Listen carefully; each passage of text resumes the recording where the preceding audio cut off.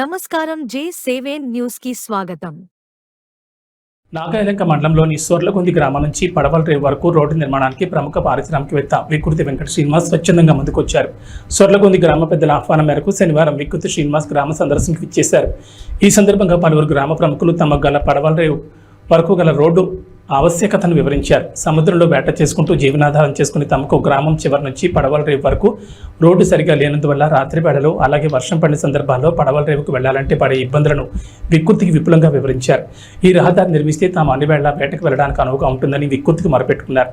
దీనికి వెనువెంటనే స్పందించిన వికృతి శ్రీనివాస్ మాట్లాడుతూ తమ స్వచ్ఛంద సంస్థ ద్వారా పడవల రేవు రోడ్డు సమస్యను పరిష్కరిస్తానని హామీ ఇచ్చారు. వారం రోజుల్లోపు ఇంజనీర్లను పంపి అంచనాలు రూపొందించి వర్షాకాలంలోపు రోడ్డు నిర్మిస్తానని శ్రీనివాస్ హామీ ఇవ్వడంతో గ్రామస్తులు హర్షం వ్యక్తం చేశారు. ప్రభుత్వాలు మారినా తమ తలరాతలు మారడం లేదని వికృతి శ్రీనివాస్ వద్ద పలువురు గ్రామస్తులు ఆవేదన వ్యక్తం చేశారు.